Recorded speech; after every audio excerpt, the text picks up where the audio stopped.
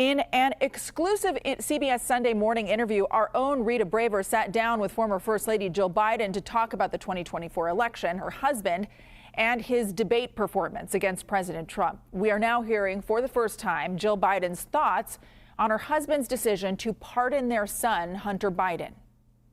President Biden had said that he would never pardon his son. He did. And then he pardoned him. Did you urge the president to think again about that? Well, you know, Joe said in the beginning, I won't pardon Hunter, I won't pardon Hunter. And then... and did you say? And then the Justice Department changed. And I think that the process was not fair to Hunter. But then when Trump was elected, things changed. And we knew that he would target Hunter.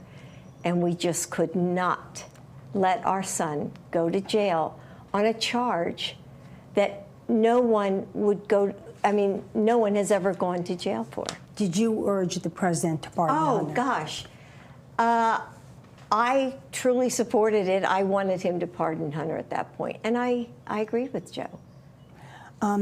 President Biden, for the first time in history, also preemptively pardoned other members of your family.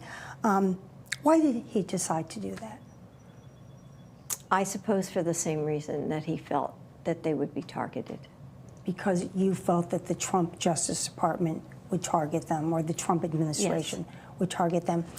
Are you worried in publishing this book that the Trump administration will come after you and your family because you've just, you know, spoken out so much? Am I worried about it? Yes. No, but they can look. Joe's attacked every day. There's by negative things that are said by this administration. So I don't think it's going to change. But you're not worried that this is going to, you know, precipitate an attack on your family? I hope not. All right, lots to unpack here. Let's bring in CBS News Executive Director of Politics, Fin Gómez. Fin, thanks for being here. I think a lot of eyebrows being raised already in terms of what might be contained in the full interview and what's already been released. What do you make of the former First Lady's explanation when it comes to these pardons?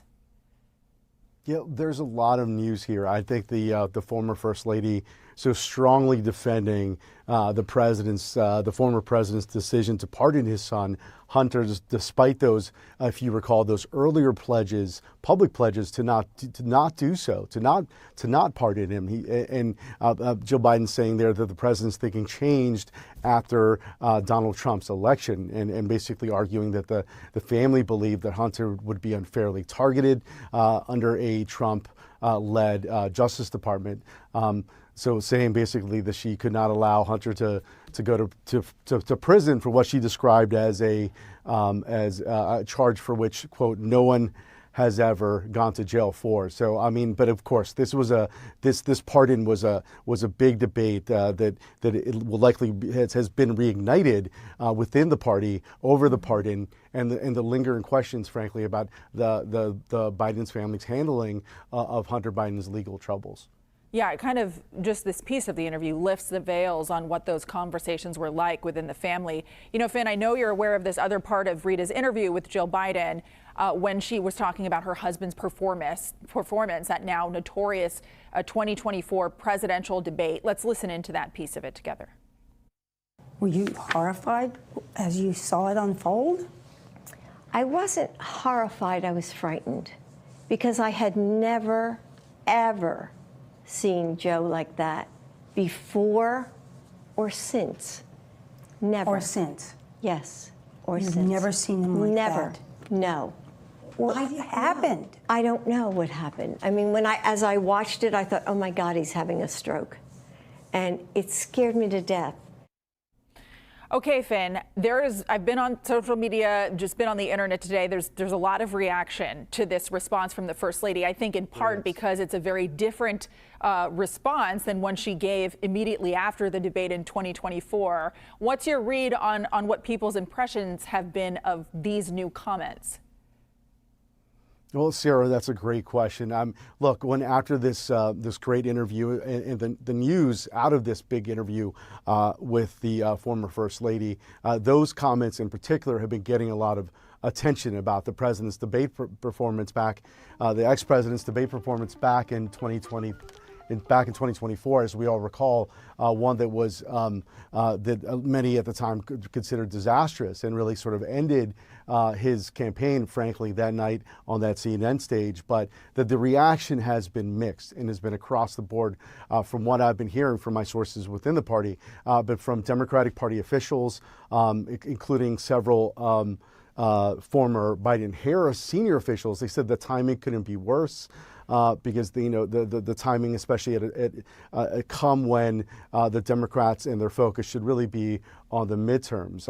One former senior campaign official was very blunt in their reaction, simply telling me, and this is their direct quote, "She sucks, they suck, they are bad people here." They are really harsh words there, and those are the language from that former senior official. But others have said who had a lot of empathy for what they were going through, and of course, the president undergoing and fighting cancer, and really in this a lot of empathy for him in this post presidency world as well. So it's sort of a mixed reaction from from both extremes. But you're just seeing how these comments in particular have really generated a lot of attention inside the party and of course externally. Yeah, I want to ask you, because I think from the perspective that you mentioned from strategists, it seems like Democrats and their allies want to focus on the Republican administration's performance, especially when it relates to the economy and sort of just dissatisfaction generally. Do you think, to the effect that you were talking about, that this totally shifts the focus in the other direction? And it sounds like you're already hearing some frustration to that effect.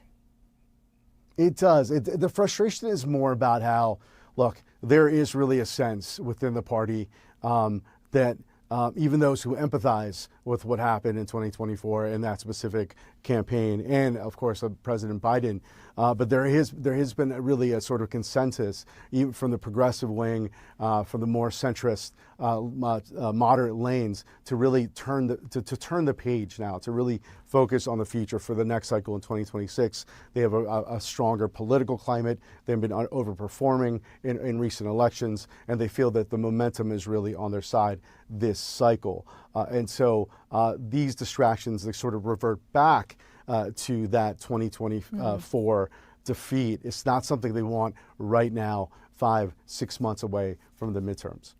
All right, Fin Gómez, thank you so much for breaking down the preview of that interview.